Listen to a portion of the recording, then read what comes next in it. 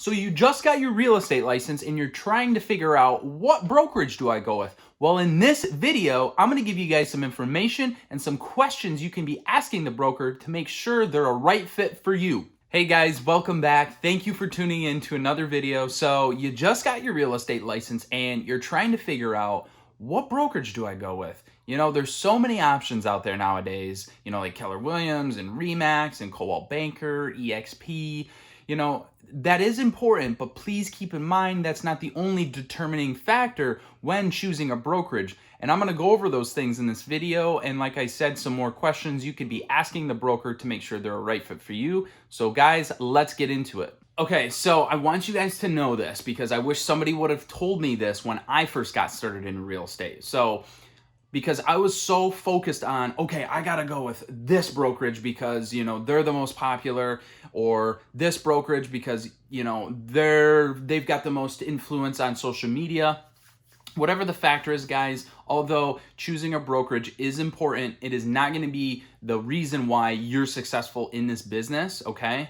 They might play a part in it, but the overall success that you're going to have in this business is up to you and you entirely. When you've got a buyer and a seller looking for a realtor to work with, they're looking for a realtor, okay? They're not looking for, you know, oh, I want to go with this guy because he's with Berkshire Hathaway. Oh, I want to work with this guy because he's with Keller Williams. No, they're hiring you, so know that. Okay, so when you are actually selecting the brokerage, go online and just do your research. Go online, see how the past clients have been taken care of, but also go online and see, you know, what the agents think about working there too as well. And maybe reach out on Facebook and see if there's a local agent that works for that brokerage in your area and just message them and say, hey, I'm interviewing brokerages and I was thinking about your brokerage. How do you like working for them? What don't you like about working with them? And then, you know, maybe you do that 2 or 3 times per brokerage, and just that'll help you make a determination of whether you want to pursue interviewing them or not. The last thing you want to check with a brokerage is if they allow you to be a solo agent or if they're a team-based brokerage, because there's a difference between the two of those, and there's also pros and cons to both of those two as well. And I'm going to go over that with you guys right now. Okay, so I'm going to start off with a team. Now, there's a couple different benefits on why you would choose to be on a team rather than be a solo agent. The first benefit being your overhead is going to be a lot less. So what do I mean by overhead?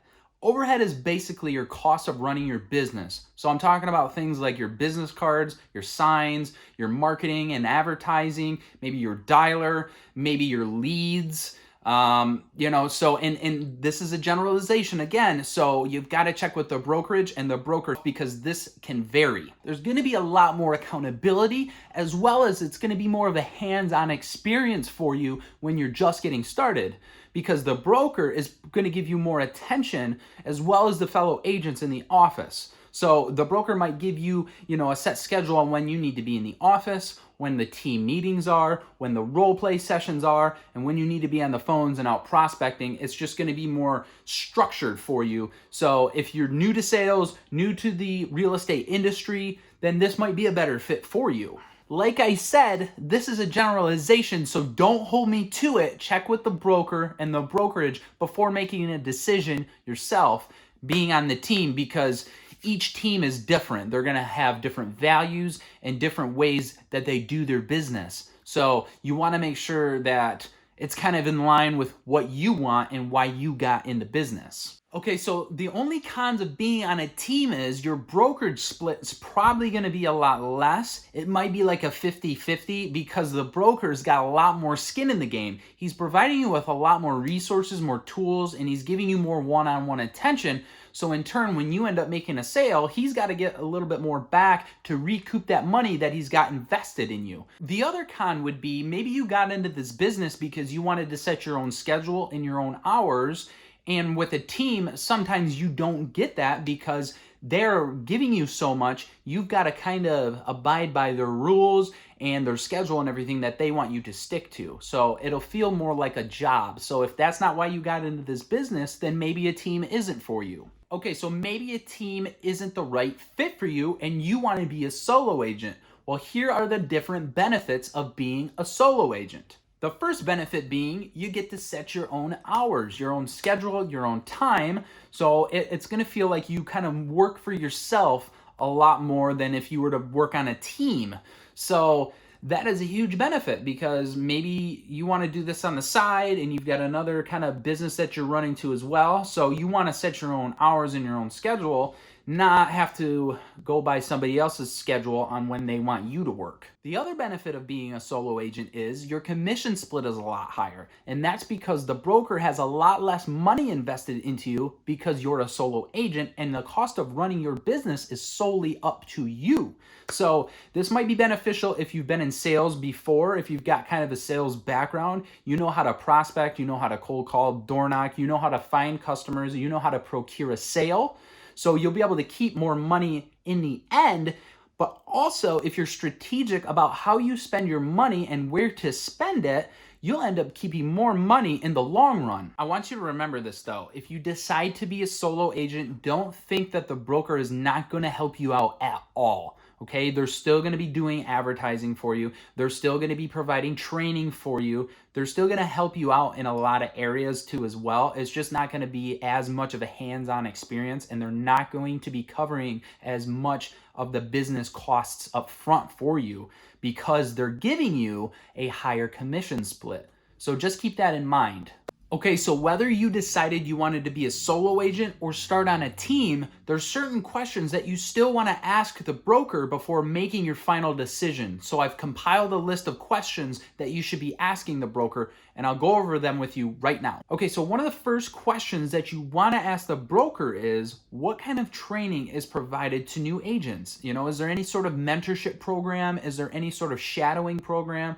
You know, this is really crucial that there's some sort of training set in place at the brokerage because we're all new to this. We don't know how this process works. So we need something to kind of help us get started in this business and to help guide us and teach us the steps on how this whole thing works. So that's got to be one of the first questions that you ask. And hopefully they do have a training. Most brokerages do nowadays, but you never can be too sure. So you want to ask that question. Okay, so another question you want to ask is, what are my upfront costs? This is going to be different depending on the brokerage you decide to join and whether you're coming in on as a team member or a solo agent.